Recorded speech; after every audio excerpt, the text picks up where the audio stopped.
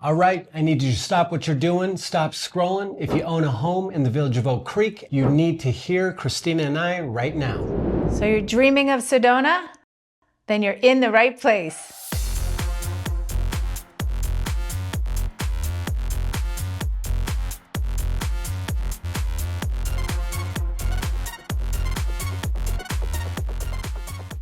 The village of Oak Creek just changed in a big way that most people living there may not even know about yet. And we want to make sure you hear it from us first with all the facts before the rumors start flying. Absolutely. VOCA's short-term rental ban, the rule that's been in place since 2017, has been ruled legally unenforceable, and the ripple effects on real estate in this area could be significant. We're going to break down exactly what happened, why it happened, and what it means for homeowners, buyers, and investors, and what it does not mean, because there is a lot of nuance here that definitely matters. So welcome back to Inside Sedona, where Christina and I share real life, real estate, and real Sedona.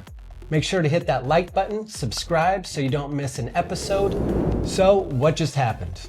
Let's start at the beginning. VOCA stands for the Village of Oak Creek Association. It's the largest HOA in the village and covers approximately 2,340 lots spanning 25 subdivisions. And since 2017, VOCA had a rule banning short-term rentals, meaning no Airbnb, no VRBO, no rentals under 30 days. And that was a really big deal. A lot of buyers specifically chose VOCA because of that restriction. They wanted a quiet residential community without the turnover and commercial feel that short-term rentals can sometimes bring. Right, so what changed? At VOCA's annual meeting on April 18th of 2026, the board announced that their 2017 short-term rental amendment has been determined to be legally unenforceable. It is effectively void. The board isn't choosing not to enforce it. They've been advised they don't have the legal authority to enforce it. So how did we get here? Back in 2016, Arizona State Legislature passed a law stripping cities and counties of their ability to regulate how residential property owners choose to rent out their homes. That pushed the decision-making down to the HOA level. So VOCA essentially stepped up in 2017 and passed their own amendment banning short-term rentals. And it had real support. It wasn't even a close vote. And here's what's important. That rule got challenged in court not once, but twice after it passed. So both times VOCA came out on top. So we're not talking about a poorly constructed amendment here. It had been tested. Until a third challenge came along. In 2022, a new lawsuit hit with a different angle entirely. This homeowner had actually bought their property prior to 2017, before the amendment existed. And their argument was that when they closed on the house, nothing in VOCA's governing documents warned them that a future rule could change or take away their ability to rent short term. They had no notice, and honestly, the court agreed. And the legal hook that made it stick was a prior Arizona case called the Callaway versus Dreamland, which essentially said that HOAs can't pass new amendments that weren't originally contemplated in their founding documents without getting unanimous buy-in from all members.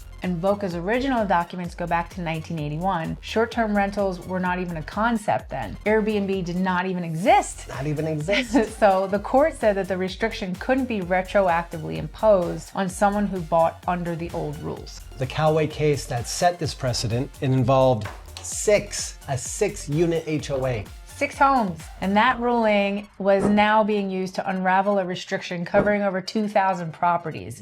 So VOCA's own attorneys pushed back on that. They brought in 4 additional outside HOA lawyers who pushed back on it. Even a judge weighed in and said the comparison was a stretch, but VOCA still lost. They didn't go quietly, however, and they did take it all the way up to the Arizona State Supreme Court, which declined to take the case. So the lower court decision stood as the final word. Here's what I know people are probably wondering. This lawsuit was in 2022. It's now 2026. Why is this news just breaking now? That's a very fair question. It is. When VOCA lost their first case, they read the ruling as narrow, as in this outcome is specific to this one homeowner, not a blanket invalidation for everyone. And honestly, that's a defensible reading of how court rulings typically work. Until that same attorney came roaring back.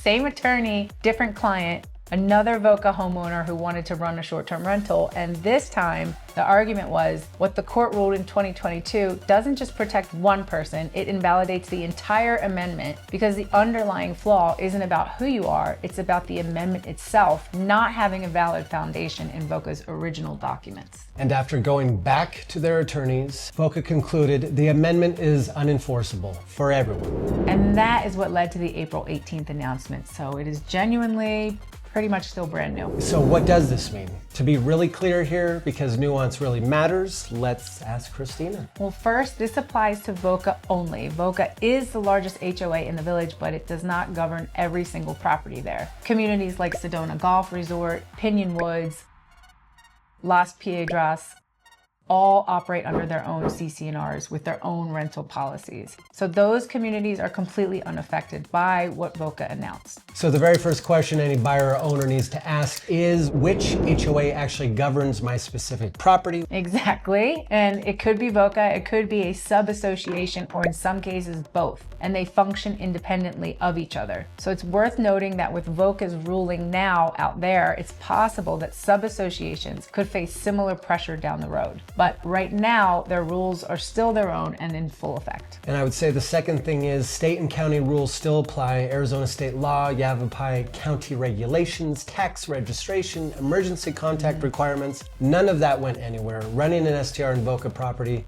still means complying with everything at the county and state level. And VOCA itself is working on putting a framework together. They've said the plan is to require annual registration, contact info for owners and whoever manages their rental, and a set of operating conditions based on county ordinances. So the goal is to have something solid in place by June or July. And the real question for village residents is how effective that framework turns out to be in practice, how noise complaints get handled, how parking gets managed, the day-to-day stuff. That's going to matter a lot to the residents. What does this mean for real estate? When a property gains a legal use it didn't have before, in this case, the ability to operate as a short-term rental, that can shift its value. So it doesn't matter whether the owner ever actually uses it as that option. The fact is it's now on the table, and that changes what buyers will pay for it. I'm pretty sure that historically homes in the village have traded below comparable homes in West Sedona. Right, roughly 20 to 25% less per square foot. Part of that gap is the location, part is amenities, but a real portion of that has also been tied to the STR restriction. So buyers and investors who were running numbers on rental income potential looked at VOCA properties and they just moved on. But that calculus has now changed. So if that restriction is effectively off the table for VOCA governed homes, it's reasonable to think at least some of that price gap starts to narrow, but I want to be honest, I'm not going to sit here and say I have a crystal ball on this. Anyone who gives you a specific number is guessing. What I can tell you is that since word has started getting out, I am seeing more interest in the village properties,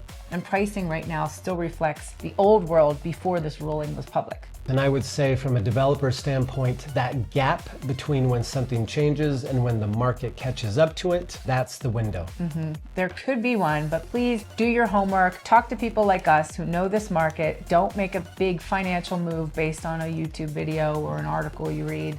A word for village residents who are upset. Not everyone watching this is going to be thrilled about this news. No, not at all. And I want to acknowledge that directly because I used to live in the village. I know what that community means to the people in it. A lot of residents chose VOCA specifically because of the rental ban. They wanted a neighborhood where they knew their surroundings, their neighbors. They wanted the quiet, the stability, the sense that their street wasn't going to feel like a different place every weekend and strangers moving in and out. And now that that restriction is gone to no fault of their own, that outcome was not what a lot of the community wanted. VOCA fought hard, genuinely hard, all the way to the Supreme Court on behalf of their members. The court system just landed somewhere difficult. VOCA was very direct in their statement that they intend to hold the line on community standards in every way that the law will still allow them to. And the framework they're building, the registration, the operating conditions, the accountability piece, that's them trying to make good on that commitment. Whether it's enough is something we'll only know over time, but the intention is clearly there. It is worth saying, however, that every homeowner who now can legally run an STR is not essentially going to. A lot of people move to the village because they love it there. That doesn't change overnight. It doesn't, and the community community is still the community, the red rocks are still the red rocks, but some things will be different, and painting an unrealistically